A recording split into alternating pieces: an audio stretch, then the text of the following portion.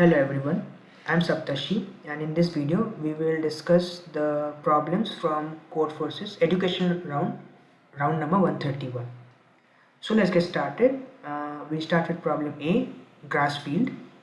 The problem says there is a field of size 2 cross 2. Each cell of this field can either contain grass or be empty. So the value Aij is 1 if cell ij contains grass and 0 otherwise. It says in one move you can choose one row and one column and cut all the grass in this row and this column. In other words, you can choose the row x and column y and cut all the cells a xi and all cells a iy from 1 and 2 because the field size is only 2 plus 2. After you cut the grass from cell, it becomes empty, like 1 becomes 0. Your task is to find the minimum number of moves required to cut the grass in all non-empty cells of the field. So this is a very simple problem. The field size is only 2 cross 2, so only like 4 cells will be there. It can be 0 or 1, so let's say it's something like this, all zeros or some 1 or some zeros, something like that. And what you can do in one move, you can pick a row, any row, and pick any row. Say I pick this row and pick any column, and in this row and in this column combined, whatever ones are there, I can convert those ones to zeros. So this is a 1, I can convert this to 0, this is a 1, I can convert this to 0. So I need to find the minimum number of moves in which I can convert all the 4 squares to 0. So yeah, so let's divide the problem into cases. Say I have all zeros. If I have all zeros, I don't need to do anything because it's already all zeros. So number of moves here required is 0. Say there is only one. Only one means only one cell has grass in it. So I can remove the row and column corresponding to this particular one. So I can pick this row and pick this column and pick this row, and this this one will become 0. And in exactly one move, I can make all the cells to be 0. So here I need only one move.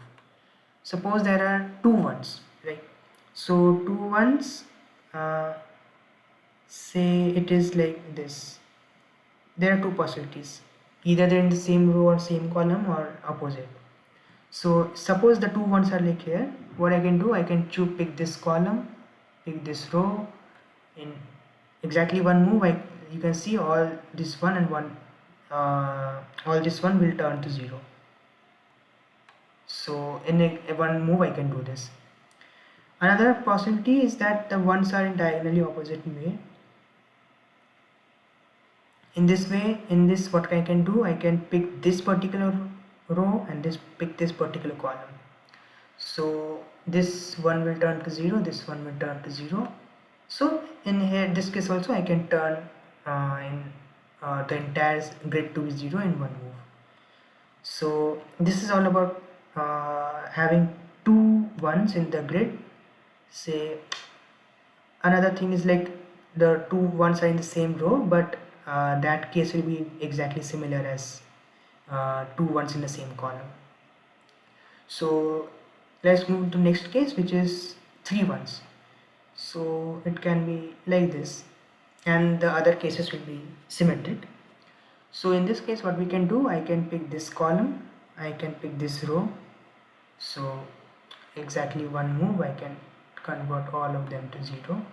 Entire grid turns to 0. I can do it in one move, right? Now, what if there is all of the 4 cells are ones? Then you can see that we cannot do it in 2 steps. You cannot do it in one step. We need minimum 2 steps. In first step, what I can do, let me change color. In first step, I will pick this and this row and this column, so it turns to this, and this is a cell with this is a grid with only one cell equals to 1.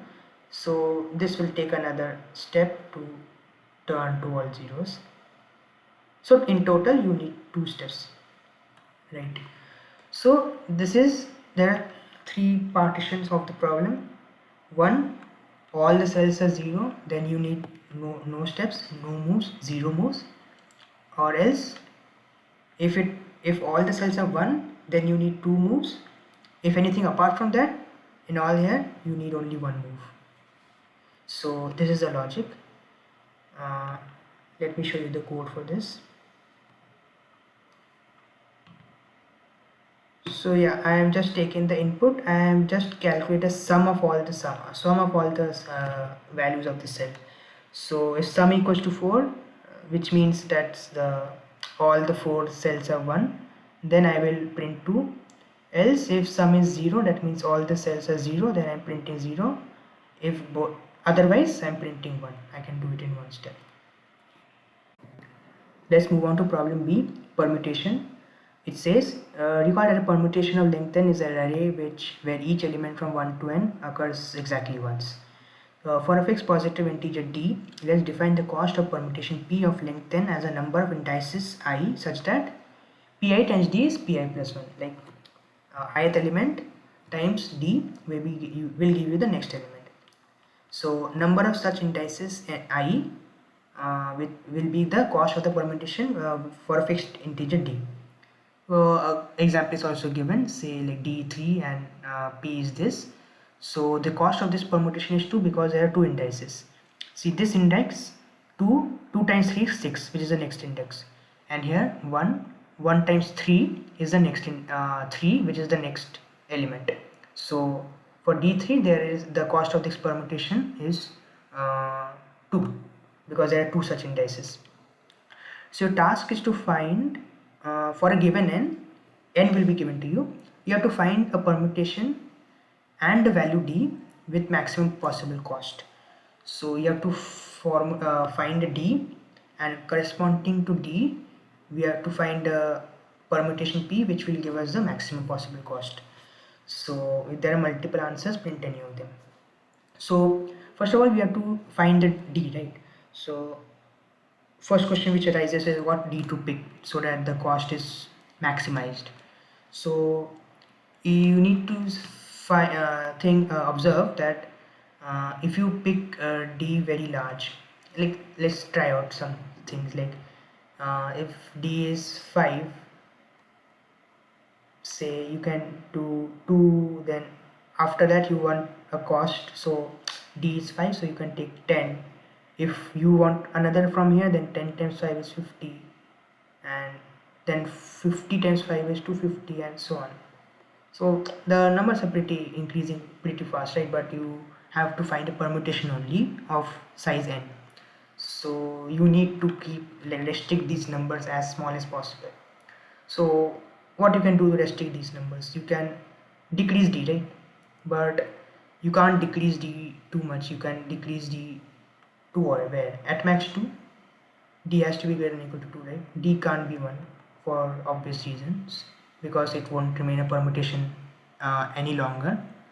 So minimum d is 2, and it turns out that this is the optimal case to choose a d.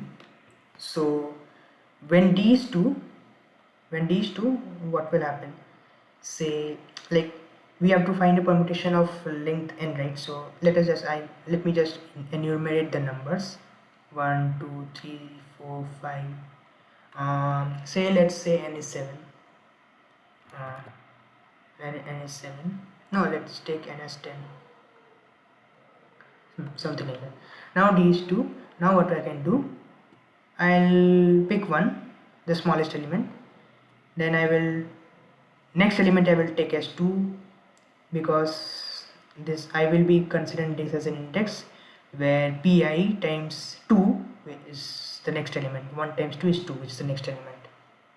Now I want this as also to be a cost index, so I have to next pick this next element to be twice of this, which will be 2 times 2 is 4. Now this is also I want to pick as a cost index, so I need to pick this next element as twice of this, which is 4 times 2 8. So as I move ahead, I can mark these numbers which are used. So 1 is used, 2 is used, 4 is used, 8 is used, right? So 8, now if I move next, 8 times 2, 16. Oh no, I can't use 16 because I have my n value of n is 10 here. So I can't pick choose 16 as the next element. I have to stop here. Now these four numbers are used. What I can do, I can again start back here from 3. Now I will use 3. Mind you, this will no longer be a cost index because 8 times 2 is not 3. So once I pick 3, now 3 times 2 will be 6. I mark 6. 6 times 2 is what? 12. 12 I can't use. Again stop. Again start from left and pick the first non-used element, which is 5. So I will choose 5, mark 5. 5 times 2 is 10, mark 10. Again 10 times 2 20, I can't go. Again start from beginning. I find 7. 7 as unused element. 7, mark 7. Again 14. 7 times 2 is 14, which I can't go. So again start. 9 is only an unused element. Pick 9 and this. So this is the array, particular array. So how many cost in what is the cost of this permutation? So this is a valid index, this is a valid index, this is a valid index, this is not a valid index, this is valid index, this is not, this is a valid index. So 1 2 3 4 5, 5 such indices are there, right? Cost, you can find out that for no permutation, other permutation, the cost will be like more than 5. So you might be thinking like, why D2? Like if you took D3, then you could have easily imagined that you have to pick indices such that the next element is thrice the previous element. So you can imagine that the numbers will be increasing very more rapidly than d equals to 2. So if you did the same trick here with d equals to 3, then what would happen? 1, then 3, then 9, finished, that's it. Then you went to next will be then 2, then 2 times 3 is 6, 6 times 3 is 18, like finished. 18 you can't pick. Again you went to 4, 4 times 3 is 12, no, you can't pick. Then rest of the subsequent all elements you have to choose it again, like singly. 4 5 6 already chosen, 7 8 9 already chosen, 10, like this, right? So only 1 3 and these three indices only satisfy this condition, pi times d is pi plus 1, right? Because you can see the numbers are increasing rapidly, like only in 3 steps the number reached 9, here in 4 steps the number reached only 8. So like times 2 is exponentially increasing. So with d3 like it will be like rapid increasing. So the minimum d which you can pick is 2, so we will pick 2, and like in the method I explained to you here, in this manner we will generate the permutation. So first start with the smallest unused number, and then multiply by 2 until we cross n, and once we cross n we come back and find the next unused number and then multiply by 2, like that. So this is the logic of the problem. Let me show you the code. Already, like I explained you the kind of pseudocode over here, right? You can make this array, right? You can make a visited array or something like visited or used array, something like that. You can, once you visit an index, you can mark it or like change its value from 0 to 1. Then once you mark it, you can move across the array by like jumping by twice, 1 then 2 then 4 then 8, and then you can come back to 3 and all, like that only. Let me show you the code for this. So I've declared a vector. This is my d, right? We need to print d. For each test case, print the value d in the first line. My d will always be 2. That will always give the maximum possible cost. So I am printing 2, and then from I 1 to n, if vi is 1, what does the v represent? V represent a visited array for me. So if vi is 1, that means that ith index I have already used in the array. So if vi is 1, then I don't do anything. Otherwise, Otherwise, that means vi is an unused index, right? So that means that is the first unused index I found. Once I digit an unused index, I move like I multiply 2 and all till from j equals to I, j less than n, j multiply equals to 2. Like I move in powers of 2 from there. So for all these j from I to n in multiply by equal to 2. So I mark them with Hello everyone. So today now I'll explain the solution to problem C, schedule management of educational codeforces round 131. So in this problem, we're basically given n workers and m tasks, and all the workers are numbered from 1 to n, and each task I has a value ai, which represents that uh, the ith task, the ith person is proficient in the ith task. So the index of worker who is proficient in this task.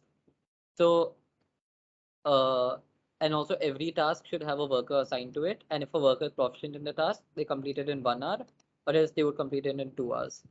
So it's given that the workers are working in parallel, that is independently of each other, and each worker can only work on one task at once. So we have to assign all the workers to all the tasks in such a way that the tasks are completed in as less time as possible. And the workers, of course, start at time 0. So we have to find the minimum time in which we can complete all the tasks. Okay, so here we are given the so here basically this array A of m elements that represents that the ith person, that the ith task, the ith person is proficient in the ith task. We can basically convert this to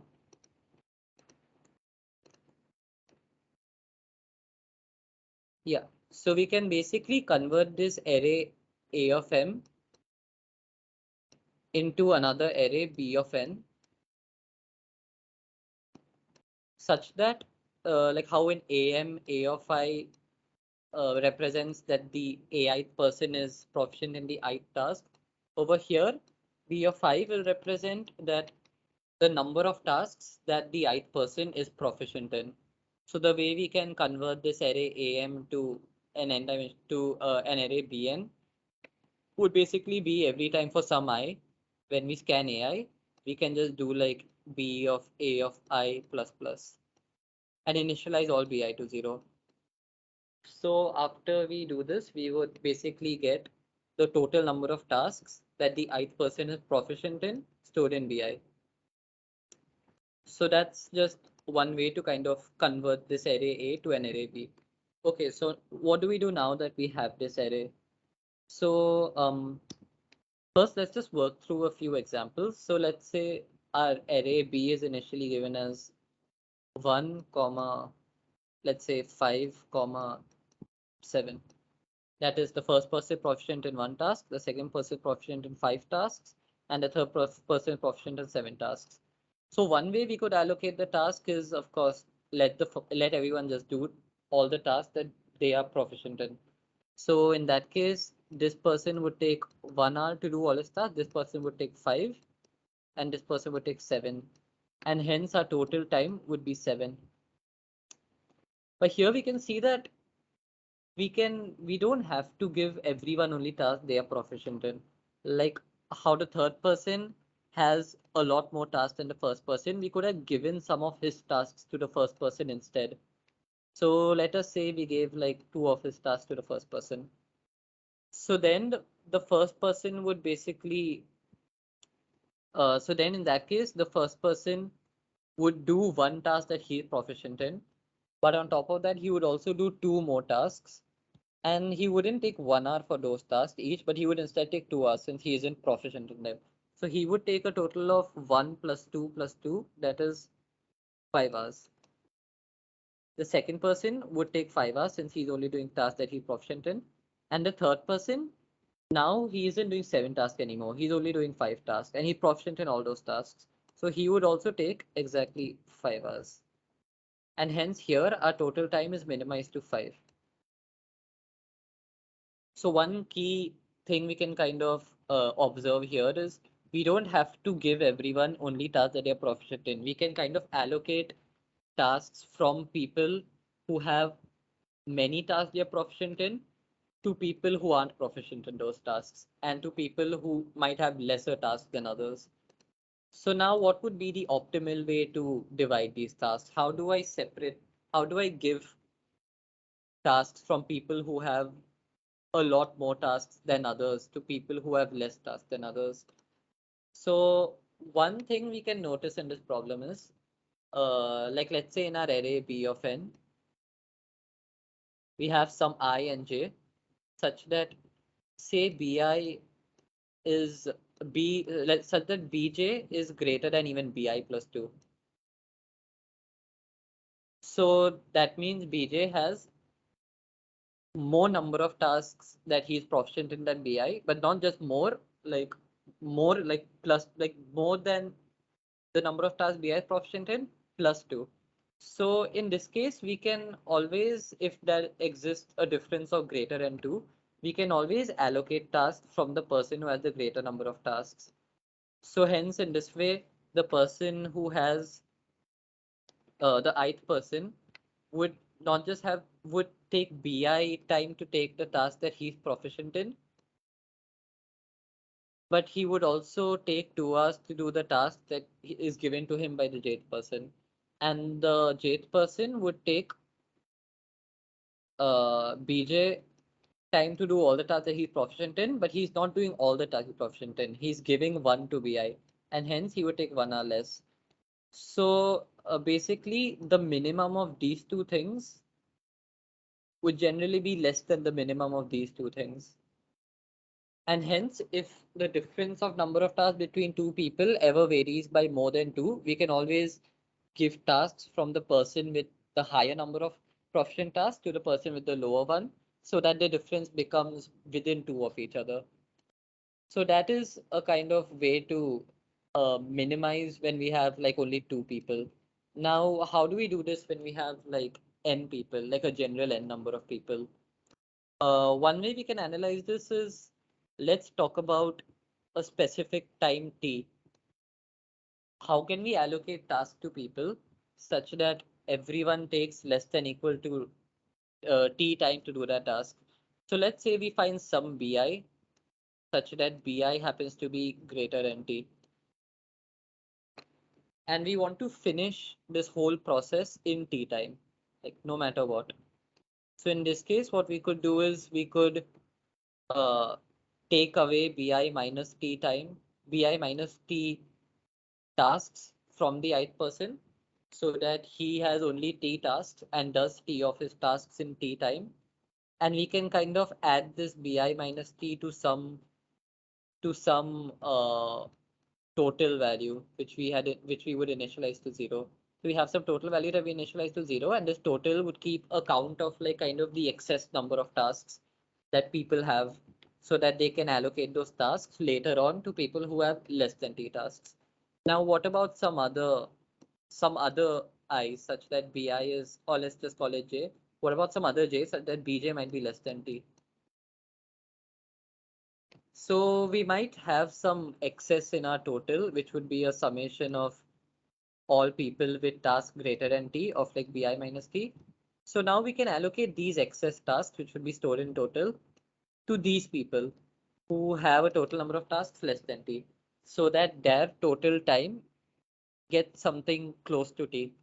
So in this case, what we could do is we could allocate exactly t minus bj by 2 tasks to the jth person from our excess total. Why do we have the divide by 2? Because for every extra task this jth person does, he wouldn't take 1 hour more, but he would take 2 hours more. So he has to cover this excess of t minus bj by covering like 2 hours at a time. So he can only do a total of t minus bj by 2 extra tasks. So in this case, what we can do is from our total, we can subtract this value t minus bj by 2. So every time we find an I such that bi greater than t, we add bi minus t to our total. Every time we get a j such that bj less than t, we subtract t minus bj by 2 from our total. So when we repeatedly do this, we will get some final value for our total.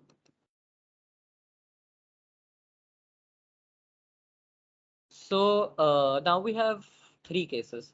Either this final total value is greater than 0. If this final total value is greater than 0, then that means we must have added a lot more things than we subtracted, in which case we still have a kind of excess of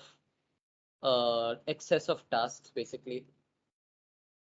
So if our total happens to be greater than 0, what we can do is to kind of decrease this total, we can increase our total time, which means the total time we had assumed would be kind of 2 less.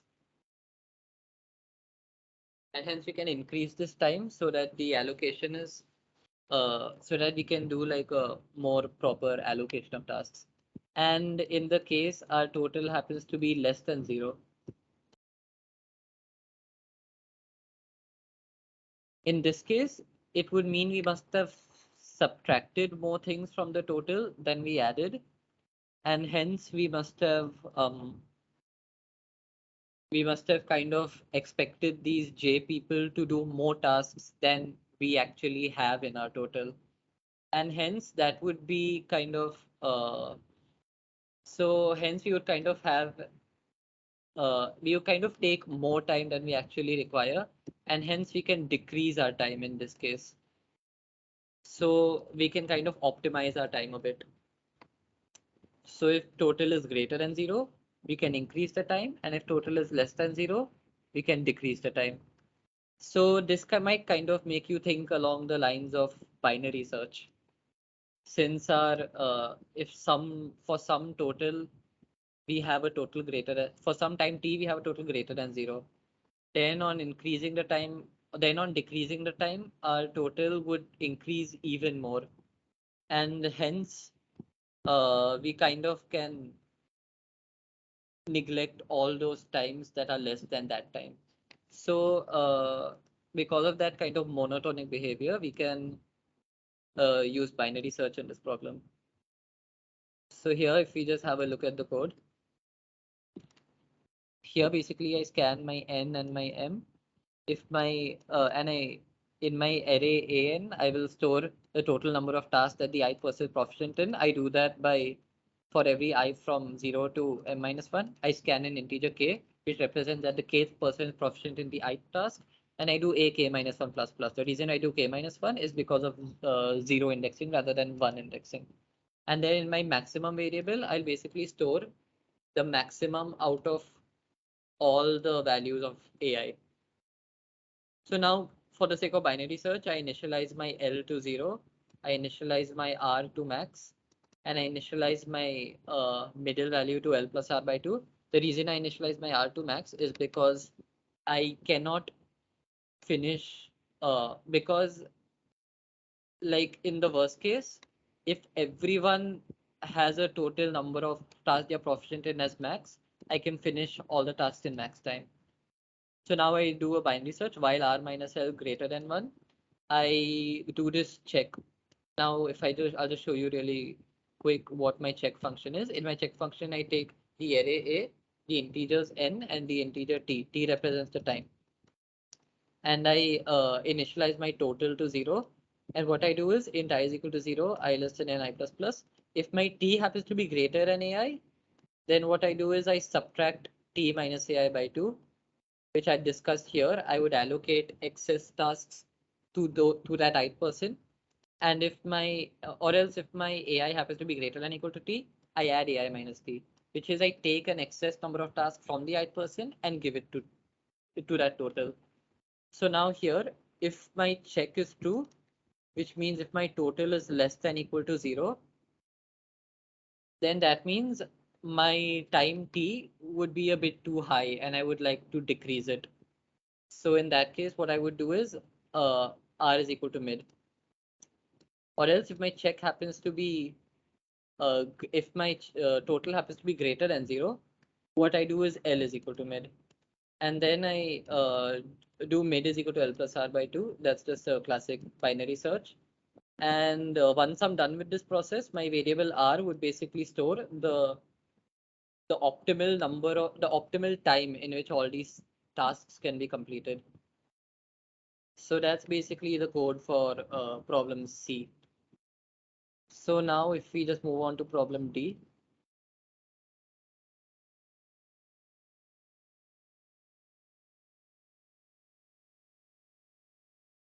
So in problem D, we are given a permutation A of n integers, 1 to n.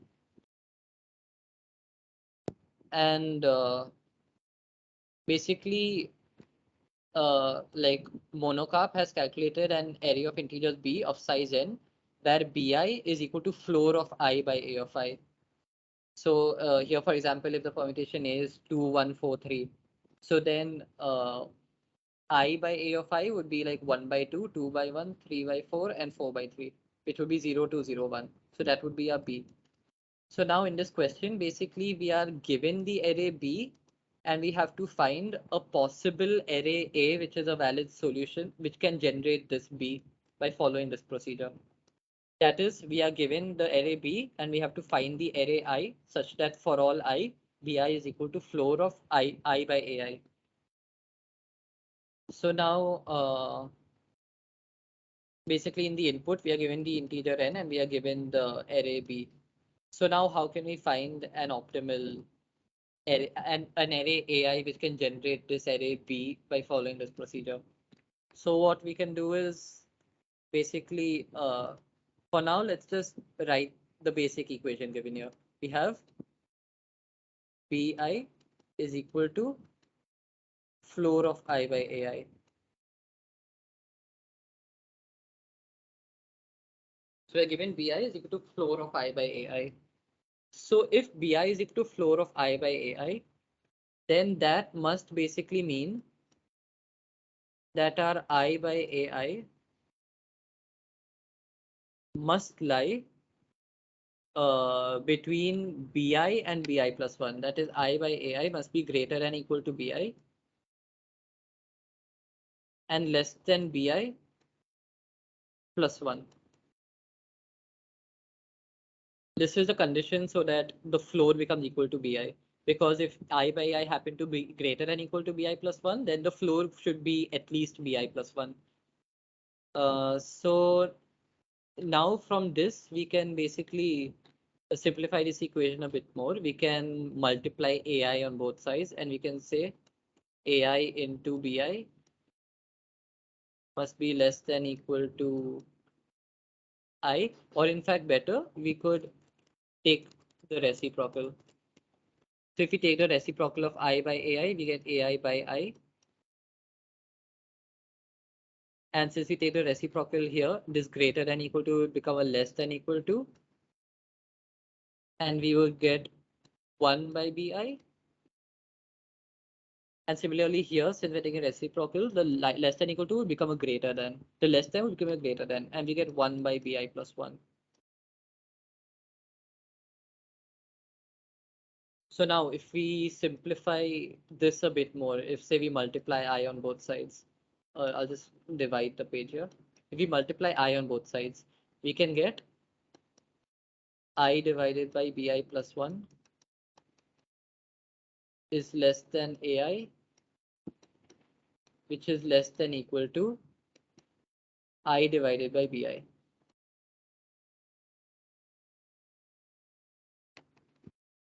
So now for every AI, in this way, we can kind of get a lower bound and an upper bound for that AI. That is, for every AI, we can find some Li and some Ri such that AI is greater than Li and AI is less than equal to Ri. Also, one thing we can notice here is here I represent like if I can just if I'll just clear the page and rewrite the expression.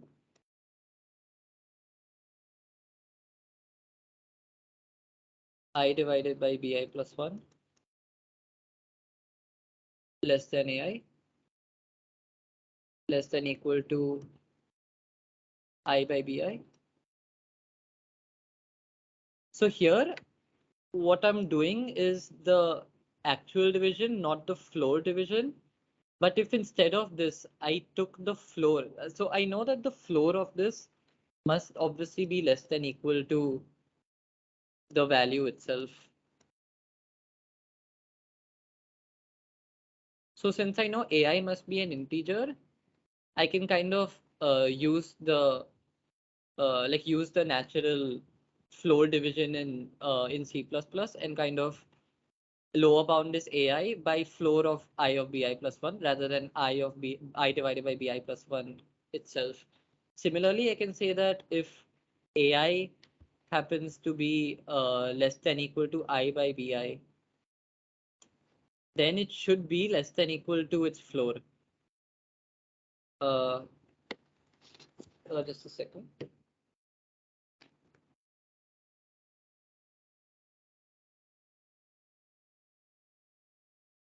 Yeah, so if AI happens to be less than equal to bi, then it should be less than equal to the floor of bi as well.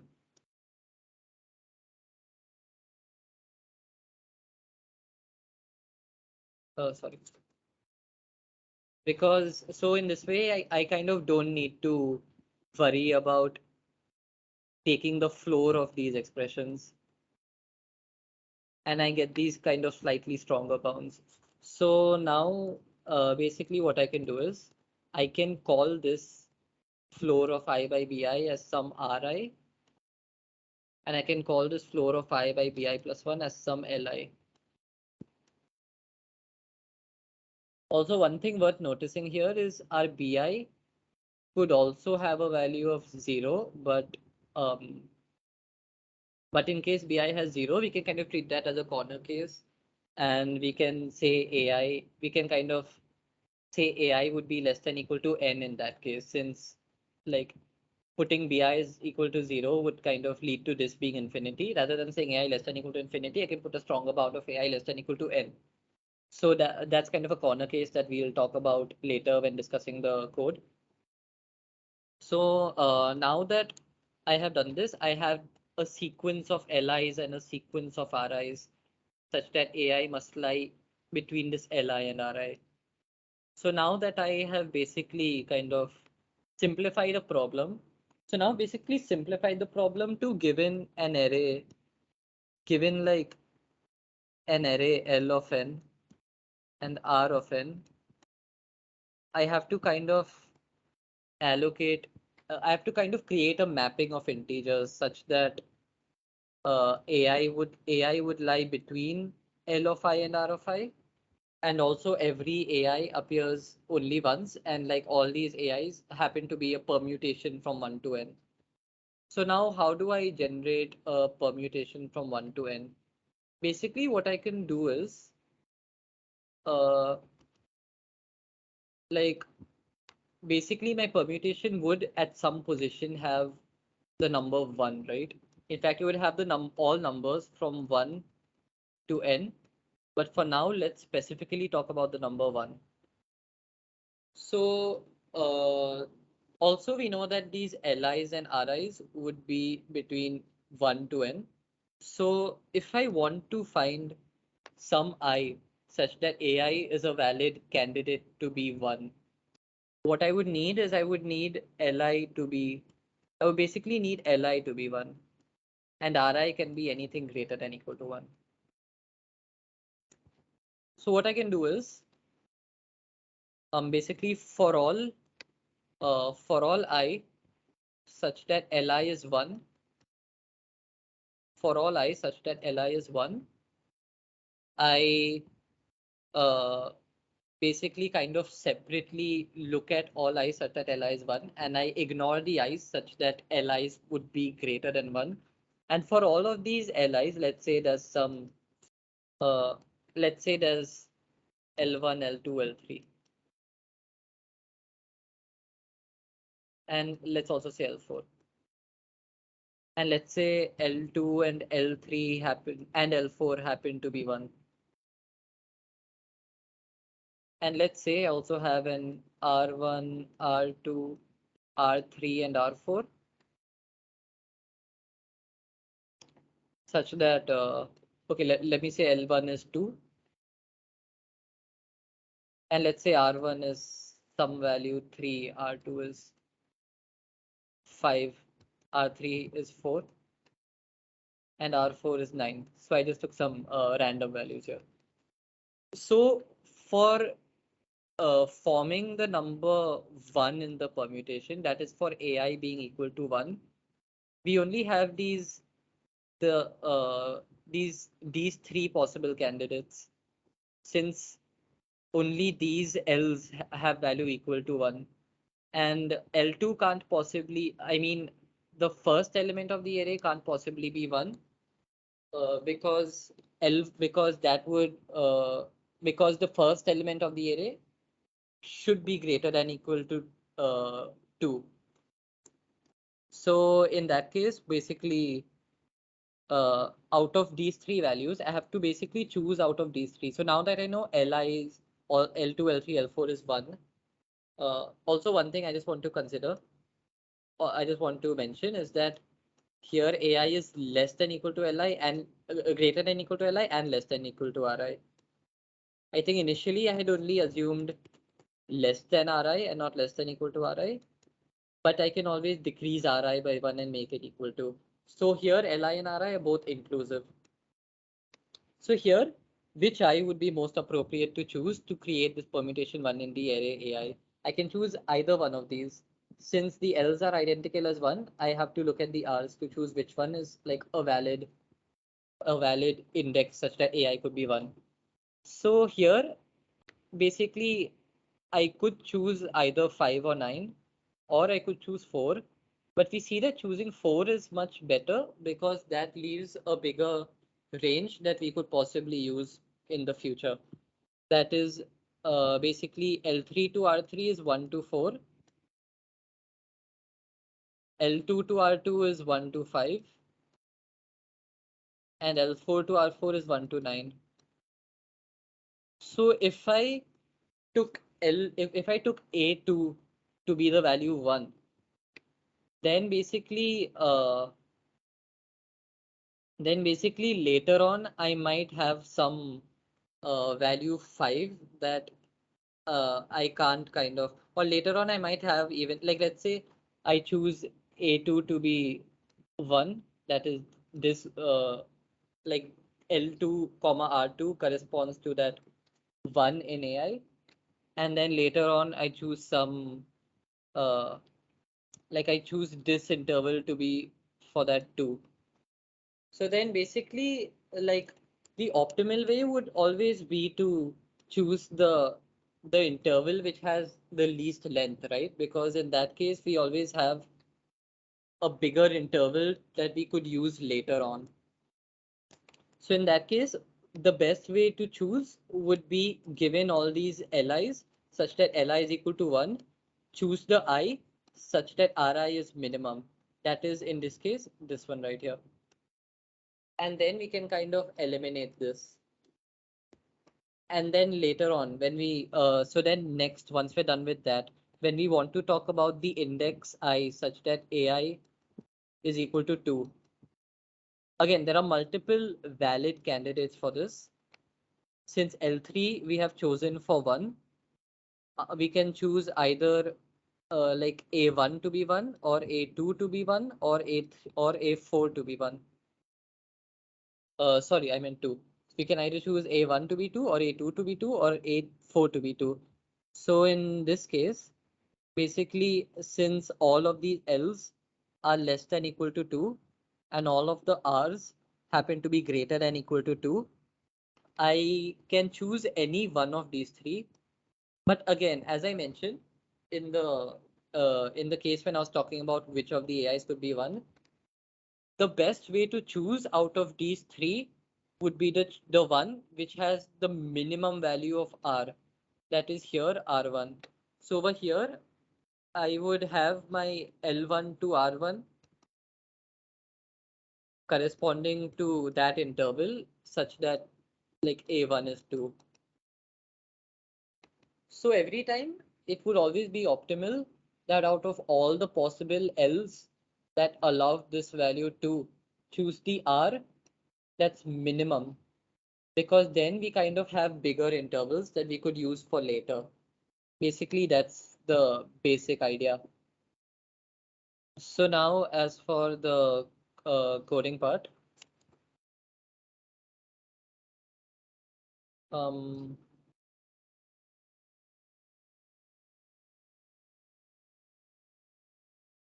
so here I have I input my integer n and I input the whole array bn. And here what I've done is I've created a pair of an array of kind of triplets. And what this triplet will store is kind of li, ri, and the index I. Similarly here li, ri, and the index I.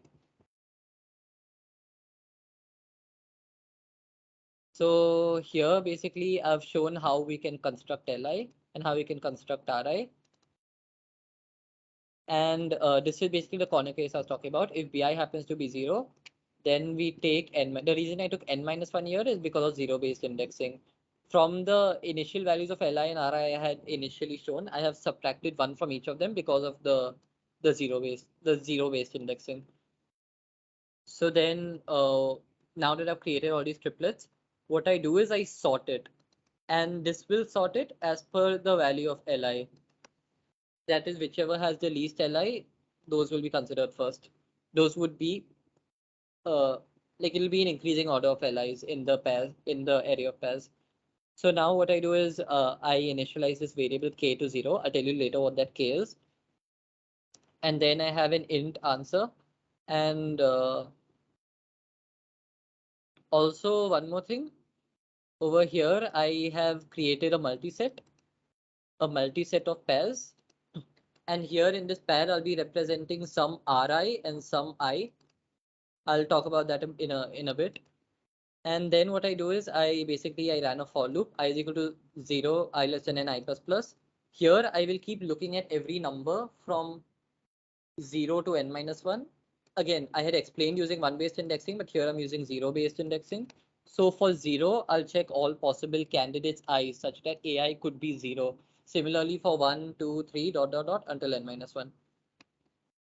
So since here I have this k is equal to 0, the reason I initialize this is while pk dot first, what dot first means is that kind of li in increasing order of the li's, while pk dot first happens to be equal to I and k happens to be less than n, what I'll do is I'll insert this pk dot first dot second and pk dot second in this set. This represents that uh, basically that ri, and this basically represents that I. So in increasing order of the li's, as long as or instead of li, let me just call it lj's since I have an I here. In increasing order of these lj's, in increasing order of these l's basically, uh, kind of every l that happens to be less than equal, that happens to be equal to this I, I'll push it in my set, and these will all be possible candidates of i's such that of j's such that aj could be equal to I. And I do k plus plus after I do this, and as soon as pk dot first is not equal to I, I'll stop pushing it, because that means the next L would be greater than I, in which case that L cannot correspond to some number, some range L to R that can store I in it. So then what I do is answer star s dot begin dot second is equal to I plus 1. What this does is, the reason I did star s dot begin is since this is a set and this corresponds to some R of j. So basically, like if this is j, this would be R of j in the initial array. So what this would do is it would arrange the R's in increasing order. And what star s dot begin dot second would do is, out of all the intervals L to R that are valid, choose the one with the least value of R. And here dot second means find its uh, basically find its index in the original array. That is the original array before I sorted it. Find its index and set answer of that index to I plus 1. Why do I set answer of that index to I plus 1? Because of like the one-based indexing. So that j, let's call this j, that answer of j would be I plus 1 because the jth interval Lj to Rj has I in it, and also Rj is the least possible R that satisfies this criteria. And then what I do is I erase this interval and that j itself from the set since I have already used that. So now that basic what this procedure does is basically stores the whole uh, answer array, and then I just see out answer of I for all I from 0 to n minus 1. And that's basically the solution to problem D.